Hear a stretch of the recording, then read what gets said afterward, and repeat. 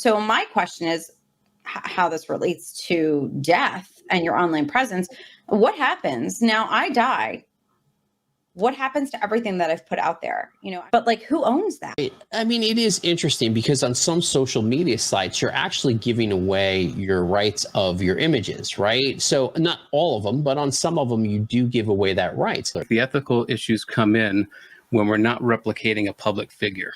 We could have Benjamin Franklin, or whoever talking to us, and that's perfectly fine. But I also think there should be a clause now in wills and testament to opt out of this opportunity, because that's an ethical issue if you have some private citizen who is being replicated.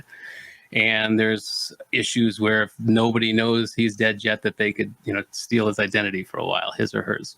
So yeah, there's a lot of ethical questions when it comes to private citizens, and we need to consider that. Well, there's actually an app called Replica.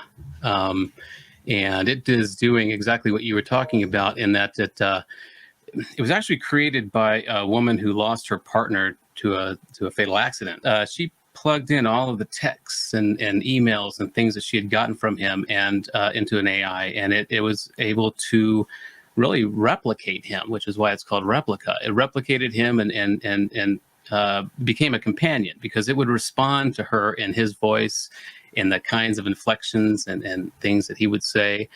And it was very helpful for her. It's very therapeutic. And then it became this app. And what this app does is it learns you. It through a series of conversations and up and down voting, it becomes to know who you are, and it becomes a real companion. I think it's really cool that we could eventually get to a place where I could sit with my mother after she passes away and feel like I have her, and maybe she's even communicating with me.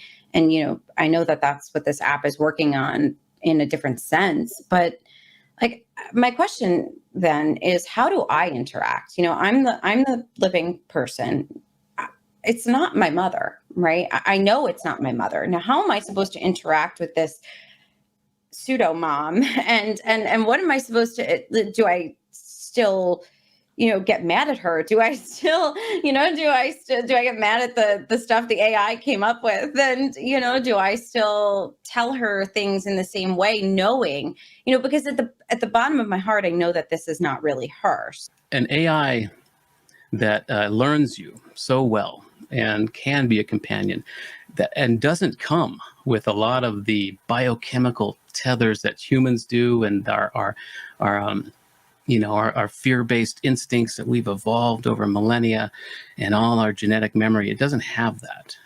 And so it's kind of even a better companion in some cases than a human being that you don't know what their motives are. You don't know if they like you for you. But what about when your mother's angry with you, right? If it's interacting with your mother, right? Not all relationships are perfect. So what about if it's a disagreement? Like, you don't like what your AI mom has to say, and you're gonna disagree with each other, right? Are you gonna have arguments? Is the AI going to start have a consciousness where it may be argumentative, just like a parent may be, or it's going to be overly nurturing?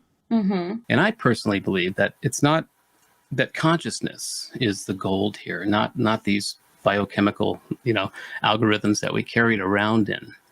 And so the real question, I think, gets down to whether self-awareness or consciousness, individualized point of consciousness, emerges from a complex system like a human brain or a computer, or if it reaches a certain amount of complexity where it can host consciousness. And so that's where the big question is. First of all, what is consciousness? And I think consciousness is different than our individual minds. I think consciousness is the substrate of everything. And so the fact that we are building an AI and getting it to the point where it can host its own self-consciousness, that will allow consciousness in general to enjoy this 3D density longer, and probably with less resource waste, and all of these things that we human beings do.